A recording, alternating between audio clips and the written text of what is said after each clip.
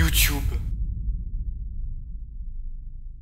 Inutile de vous présenter ce mastodonte d'internet. Parce que les gens, commencez pas à me dire que vous savez pas c'est quoi. Oh, excusez-moi. Vous êtes sur Dailymotion? My bad. Plus sérieusement, quand YouTube disparaîtra, qu'est-ce qu'on en tirera? Cette vidéo ne cherchera pas à savoir qu'est-ce qui pourrait amener à la chute de ce géant. Un énième apocalypse, la concurrence de plateformes adverses, un surplus de fonctionnalités, devenu indigeste, le contrôle devenu trop intrusif de la part des États. Ou si l'on veut encore plus aller dans les théories, on pourrait évoquer le rôle de l'IA, où à terme, l'extrême majorité du contenu proposé sur Internet serait purement et simplement créé par des IA, amenant à la théorie de l'Internet mort et de la fin de la créativité, où l'humain ne serait plus qu'un spectateur, vide, ne consommant plus que des contenus viraux et abrutissants, générés à la demande par une super IA et qui semble avoir de plus en plus de poids.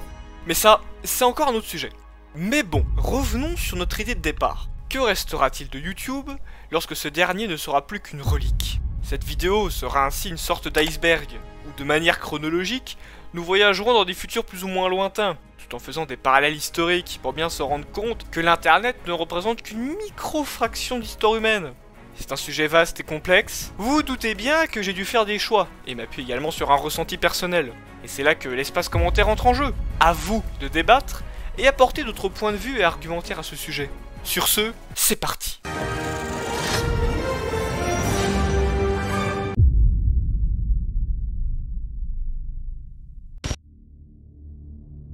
Alors oui, je parle d'une époque où YouTube disparaît. Je commence en 2025.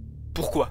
Depuis sa naissance, YouTube s'est incroyablement diversifié, en s'adaptant aux évolutions d'Internet. Et déjà, on n'a pas tous la même vision de cette plateforme, selon notre âge et ce que l'on regarde. Timothée préfère regarder la dernière vidéo de Squeezie que les tutos santé pour les chatons hypochondriaques de sa amie Yvonne.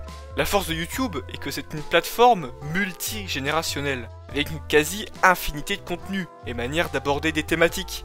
Et que, à l'heure actuelle, il est très difficile de vivre sans être connecté, comme Gilbert, qui doit se rendre sur le site des impôts parce que l'État décide de tout faire passer par le numérique. On reparlera de cette stratégie du tout numérique un peu plus tard.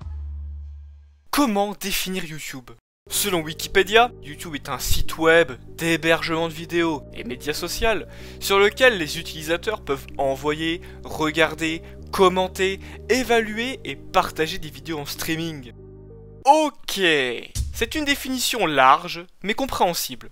Créée en février 2005 par 3 anciens employés de PayPal, Chad Hurley, Jawed Karim et Steve Chen. Comme vous le savez, YouTube connaît très tôt un énorme succès, au point d'être racheté par Google en octobre 2006, pour la modique somme de 1,65 milliard de dollars. Après tout, c'était une idée de génie que de créer un site gratuit, financé par les annonces publicitaires, où chaque utilisateur a un compte, ou non, peut visionner un nombre pharaonique de vidéos, et où les utilisateurs disposant d'un compte peuvent poster en illimité, sur leurs chaînes respectives, des vidéos, avec, pour l'année 2025, près de 2,5 milliards d'utilisateurs mensuels, faisant de YouTube la deuxième plateforme sociale la plus utilisée au monde, juste derrière le géant Facebook. Et cela m'amène à une autre question. Est-ce une plateforme de partage de vidéos ou un réseau social?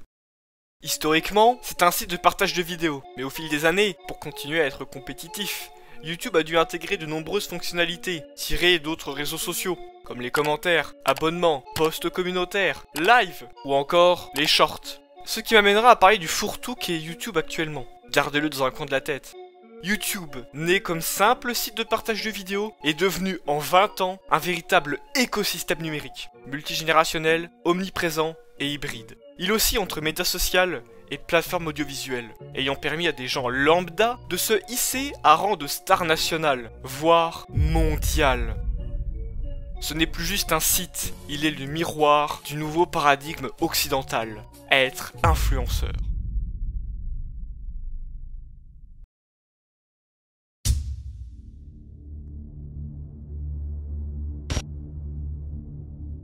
Imaginez un futur qui arrivera forcément, où Internet n'existe plus. La question n'est pas quand est-ce que ça va arriver, mais plutôt quels enseignements en tirer, puisque cette fin de l'Internet est inévitable. Ça paraît fou, mais un jour, tout ce qui nous paraît moderne finira par être démodé, et aura l'étiquette de « c'était à l'époque ».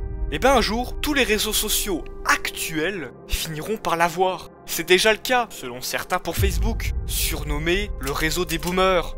Mais revenons sur YouTube. Que pourra dire la dernière génération ayant connu YouTube, à celle née post-disparition? Et c'est là qu'intervient la première problématique. La durée de vie de la plateforme. Si YouTube s'arrête, admettons, au bout de sa 30e année, les réflexions se tourneront sur ce laps de temps. Et idem si elle dure 30 ans de plus. En fait, tout dépend de si la plateforme vit suffisamment longtemps pour impacter durablement la manière de partager des vidéos à l'échelle globale. Bien sûr, l'on peut affirmer que YouTube a eu un impact significatif sur la manière de consommer du contenu sur Internet. Les politiques de la plateforme mises en place au fil du temps permirent à YouTube d'obtenir sa réputation actuelle, faisant de la plateforme un véritable incontournable d'Internet. La génération The World Beyond, tant donc celle née après la fin définitive de YouTube, pourra encore avoir accès à l'histoire de ce site, à travers les témoignages de ceux ayant vécu les dernières années de la plateforme, mais également par les encyclopédies papier ou numériques, si celles-ci existent encore, et n'ont pas été remplacées par des banques de données exploitées par des IA uniquement lorsqu'un humain y chercherait des informations. Cette génération aura forcément connaissance de l'existence de cette plateforme, désormais abandonnée. YouTube est donc, pour cette génération, un truc que les parents regardaient et qu'ils considéreraient comme plus ou moins ancien, selon si la personne a une sensibilité historique plus ou moins marquée. Mais où est le parallèle que j'avais pourtant annoncé pour que l'on s'interprète bien la chose? Pas de panique, j'y viens. A titre de comparaison, l'on pourrait évoquer le Walkman, bien la NES. Pour nous, n'ayant pas connu l'époque des années 80, ces objets peuvent nous paraître familiers à l'oreille, puisque les plus âgés nous en ont forcément parlé, dans un élan de nostalgie. Mais ces objets ne sont pas pour autant familiers concrètement, puisqu'à part si vous connaissez des gens collectionnant ces objets, vous ne les avez jamais eus dans les mains. De plus est, encore moins à l'époque où ils étaient à la mode. De même que les youtubeurs incontournables d'aujourd'hui ne seront que des vieux, nous ayant divertis à un moment donné, et à une époque donnée. De même que les stars, des jeunes d'il y a 40 ans, Madonna, Michael Jackson, Cyndi Lauper. Ce que je veux dire par là, c'est qu'il faut prendre du recul, ce qui paraît difficile à une heure où le déluge incessant de contenu et les médias nous formatent à ne voir que dans un avenir très proche. N'hésitez pas à partager votre avis là-dessus, c'est aussi un sujet très vaste. Parce que la vraie question c'est, comment nous aurons vécu cette époque? Internet, YouTube, les réseaux sociaux, ce ne sont pas des entités éternelles, ce sont des fragments de notre temps, des reflets de nos habitudes, de nos passions et des dérives humaines.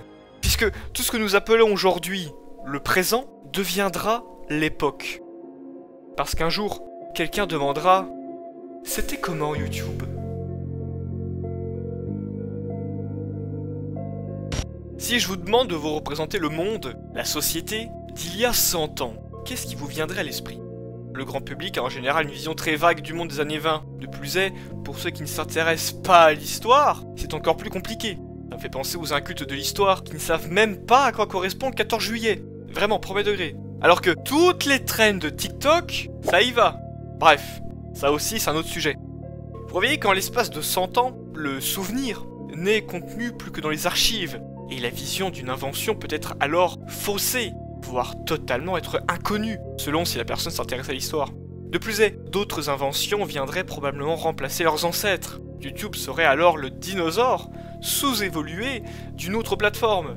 Ainsi, la majorité des influenceurs, à part quelques-uns ayant fortement marqué la toile, ne seraient au mieux mentionnés dans les archives, au pire oubliés dans la masse.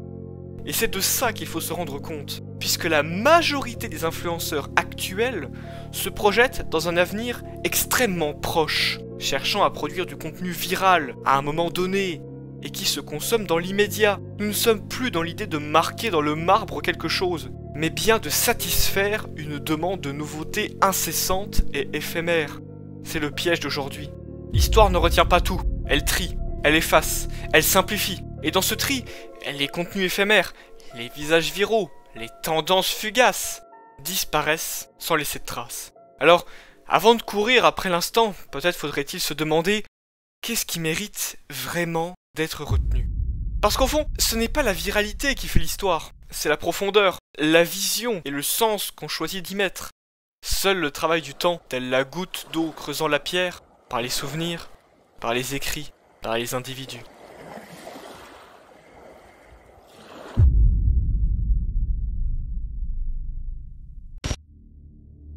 On arrive à une partie qui aborde un avenir tellement lointain et incertain qu'il m'est obligé de rester le plus vague possible dans l'explication à venir. La société actuelle ne représente qu'une goutte d'eau dans l'histoire humaine, et l'ère d'Internet est ridiculement jeune. La question est, vu que tout devient rapidement vieillot par l'afflux incessant de nouveaux contenus, quand ira-t-on des générations et des générations plus tard? De même que nous sommes à une époque où la politique dominante est la numérisation. Mais est-ce que ça sera toujours le cas? Est-ce que finalement le support numérique deviendra un jour lui aussi démodé? Si c'est le cas, alors les milliers de serveurs à travers le monde et les milliards d'informations qu'ils détiennent disparaîtront. Ce qui est sûr, c'est que seule une infime partie de l'internet actuel sera copiée, sauvegardée et réuploadée dans ce futur lointain. À titre de comparaison, sur l'ensemble du Moyen-Âge, les historiens estiment que moins de 10% des documents produits sur cette période ont survécu jusqu'à aujourd'hui. De même pour les écrits antiques. Donc, si l'on veut appliquer cette proportion hypothétique à YouTube, sachant que la plateforme héberge entre 800 millions et 1 milliard de vidéos, c'est extrêmement vague comme donnée. C'est certainement beaucoup plus. Seulement 100 et 80 millions de vidéos pourraient traverser les époques. Et ce n'est qu'une hypothèse. Et il ne faut pas oublier que ça serait des fragments de multiples chaînes, des sortes d'échantillons pour les historiens de demain. Après, tout dépend du type de vidéo, hein. Parce que je ne sais pas si les compilations de TikTok débiles auraient un intérêt. Vous vous rappelez que je vous avais demandé de garder une petite réflexion en tête? Eh bien c'est là.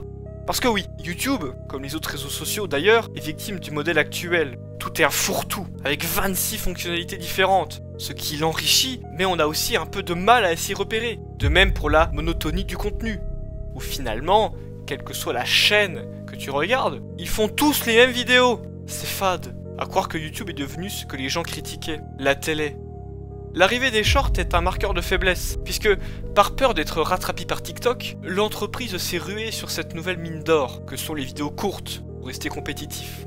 Mais, en fin de compte, tout cela se base sur une vision d'un futur beaucoup trop proche, et les décisions d'aujourd'hui peuvent être les premières étapes d'un long déclin. Ce regard sur l'avenir numérique souligne à quel point notre époque, bien que saturée de contenu et d'innovation, reste fragile et éphémère. L'Internet, et notamment des plateformes comme YouTube, ne sont pas éternelles. Et elles sont tout aussi fragiles face aux modes, aux pressions économiques et à l'obsolescence technologique. Puisque ce que nous produisons aujourd'hui pourrait n'être qu'un produit de fond pour les générations futures. Un écho lointain d'une époque où l'on croyait tout sauvegarder. La numérisation, bien qu'omniprésente, n'est pas une garantie de pérennité. Et si l'histoire nous enseigne bien quelque chose, c'est qu'une seule infime portion de ce que nous créons traversera le temps. Dans ce contexte, il devient essentiel de réfléchir à ce que nous voulons vraiment transmettre. Car derrière l'abondance se cache souvent une pauvreté de sens.